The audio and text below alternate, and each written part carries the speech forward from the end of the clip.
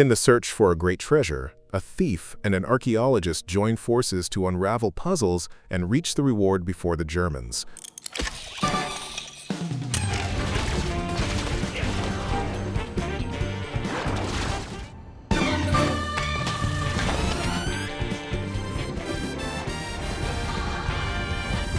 In his mansion in the suburbs of Paris, an archaeologist named Bresson keeps his diary in a book-shaped safe.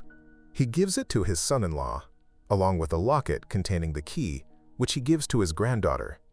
With these two objects, the family leaves the mansion, leaving Bresson behind.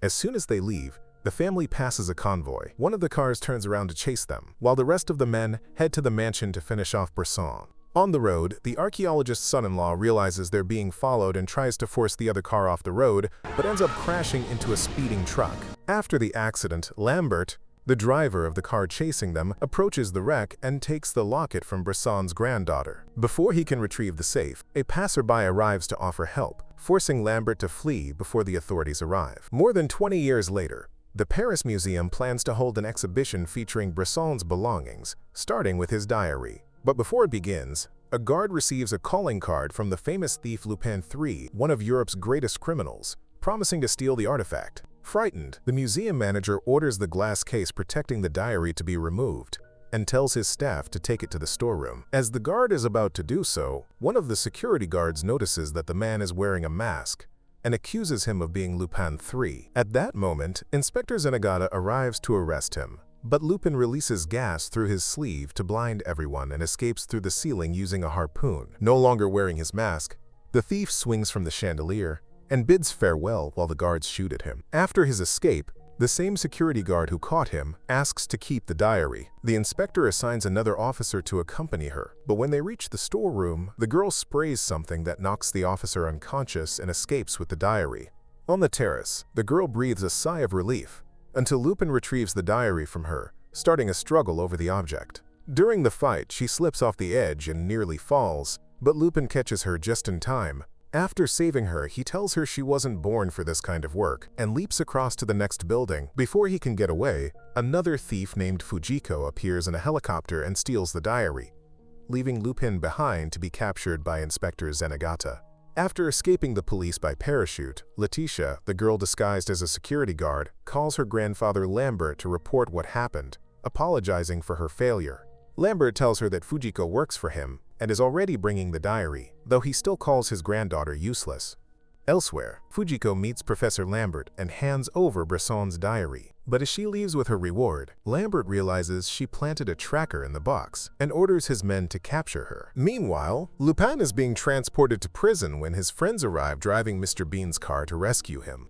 Driving in reverse, Jigen punctures several tires and knocks down a signpost into the road. The police truck crashes into it and flips over, allowing Goemon to slice the truck in half with his sword. Lupin jumps into his friend's car and escapes, while the inspector can only watch. Now reunited with his team, Lupin suggests going after the diary, but Jigen and Goemon refuse, saying the treasure inside is just a legend.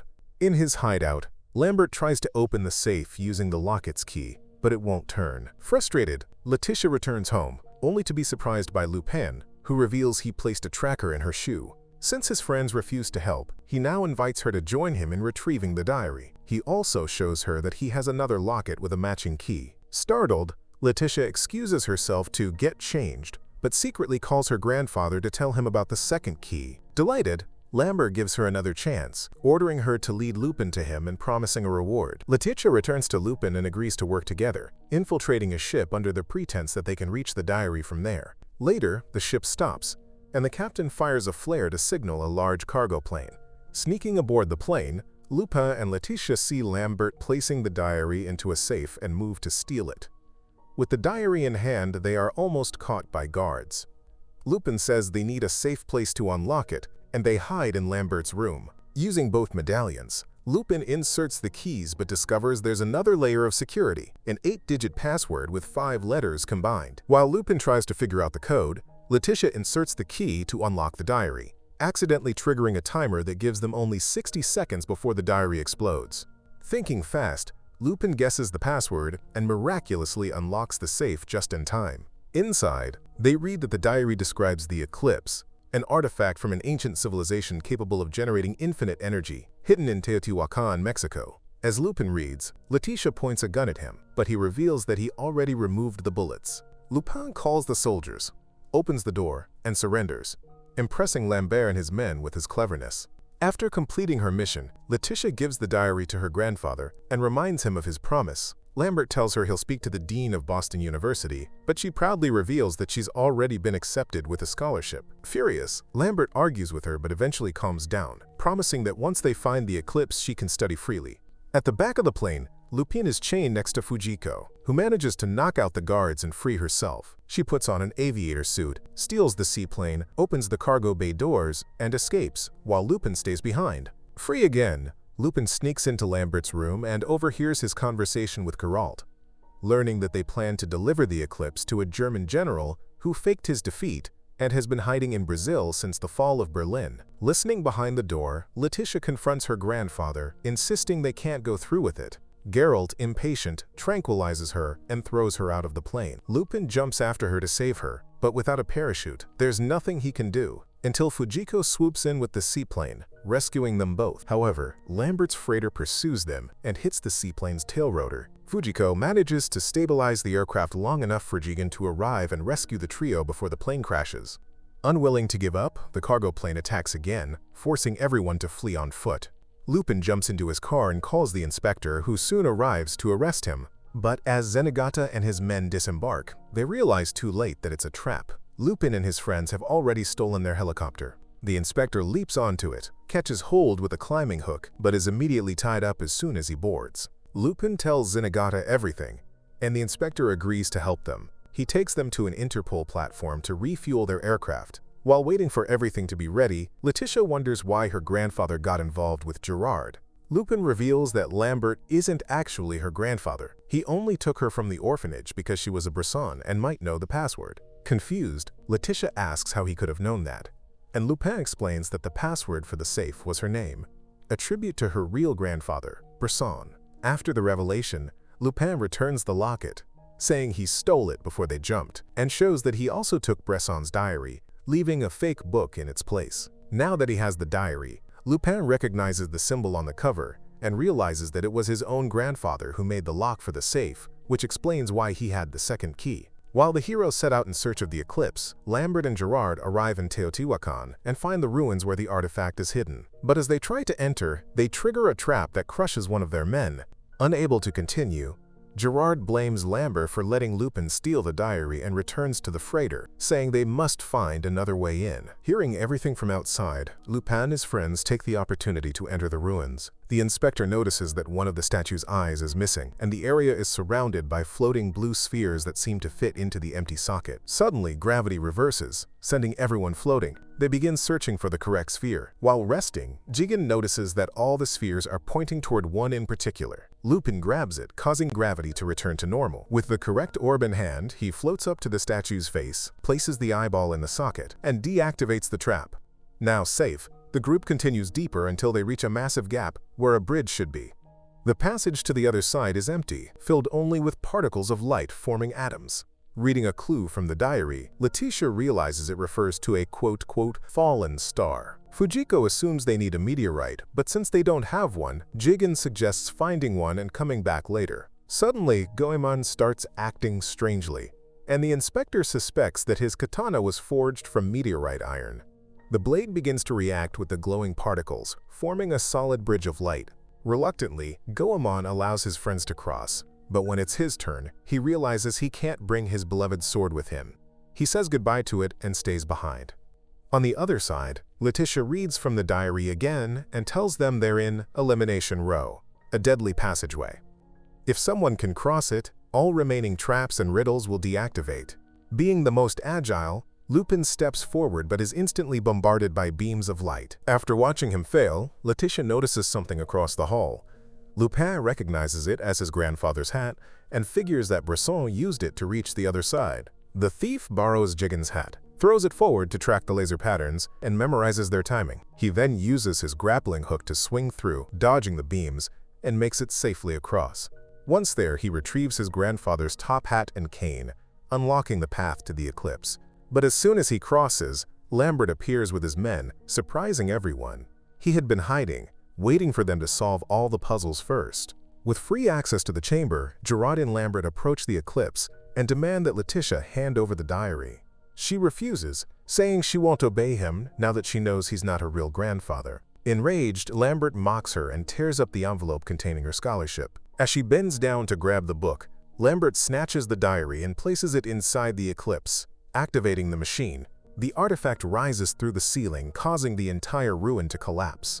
Lupin's group manages to free themselves and escape just in time. On the surface, Lambert and Gerard load the Eclipse into their freighter and head for Paris, but Lupin and his friends refuse to let them escape. Jigen opens fire, damaging one of the freighter's wings, and Goemon slices the other in half with his katana, forcing the aircraft down. But Lambert doesn't give up. He runs to the Eclipse and activates it. Using the artifact's power, he generates new wings made of ice, keeping the freighter airborne. Realizing the danger, Lupin tells Fujiko to fly away, but it's too late.